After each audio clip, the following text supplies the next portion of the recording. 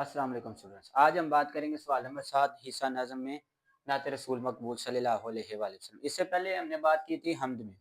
तो ये हमारा हिस्सा नज़म का चल रहा है। तो नज़म के बारे में मैंने आपको पहले भी बता दिया और आज फिर ये बात मैं रिमाइंड करवा रहा हूँ कि हिस्सा नज़म में एक उन्वान दिया जाता है। पूरा जो नज़म होती है वो उस उन्वान के गिर्द घूमती है। तो इसी तरह आज हम बात करेंगे रसूल मकबूल सल्लल्लाहु अलैहि वसल्लम के बारे में 9th क्लास की। तो नात रसूल मकबूल सल्लल्लाहु अलैहि वसल्लम मौलाना ज़फ़र अली खान ने लिखी।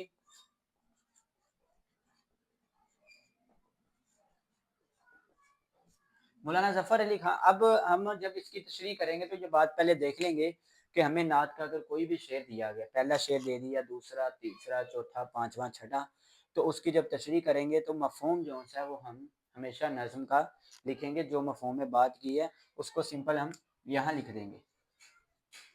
मफ़हूम लिखने के मफ़हूम आपको याद रहे कि 1.5 लाइन्स का होता है। मफ़हूम के बाद आप लिखेंगे इसमें तशरीह। तशरीह करने से पहले आप ये बात ज़हन में रखें कि थोड़ा सा आपने तारुफ करवा देना है किसके बारे में, शायर के बारे में। नज़्म और गज़ल हमेशा शायर लिखता है, सबक वो मुसन्निफ लिखता है। बच्चे क्या करते हैं कि इसमें भी शायर की जगह क्या लिख देते हैं, मुसन्निफ का नाम। नात अगर हम इसको यहाँ लिखेंगे तो कोई शेर होगा तो उसको हम लिखेंगे हवाला मतन, सबक, नज़्म का उन्वान और शायर का नाम। उसके बाद हम लिख देंगे मफ़हूम और तारीफ लिखेंगे मौलाना ज़फ़र अली खान के बारे में। मौलाना ज़फ़र अली का जो मौलाना ज़फ़र अली खान एक कादरुल कलाम शायर हैं। उनका ताल्लुक नात गोई, नज़्म और गज़ल वगैरह से बहुत ज़्यादा ताल्लुक उनका हम्द और नात रसूल मकबूल सल्लल्लाहु अलैहि वसल्लम के हवाले से है। ठीक है, थोड़ा सा तारुफ लिखेंगे। हमने नहीं लिखना कहाँ पैदा हो गए, कब वफात पाई, हमने सिर्फ इनके कलाम की चंद खसूसियात को लिख देना है। उसके बाद हम लिखेंगे तशरीह।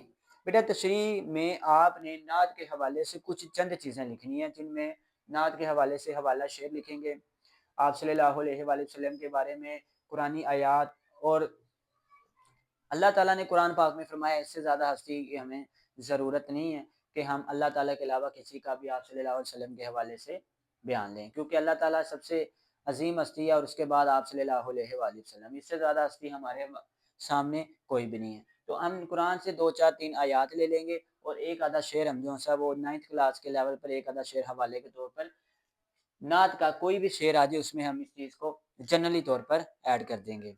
तो यहाँ हम एक शेर लिख देते हैं, जैसे मोहम्मद ना होते खुदाई ना होती,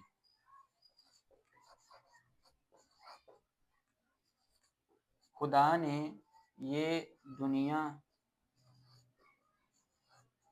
बनाई ना होती। तो ये एक जन्नत सा शेर है, इसको हम किसी भी शेर में, नज़म के तशरीह तलब शेर में किसी भी हवाले के तौर पर हम इसको ऐड कर सकते हैं। उसके बाद हम कुरानी आयत का एक मफ़हूम भी ऐड कर देंगे, वरफ़ाना लका ज़िक्र, और हमने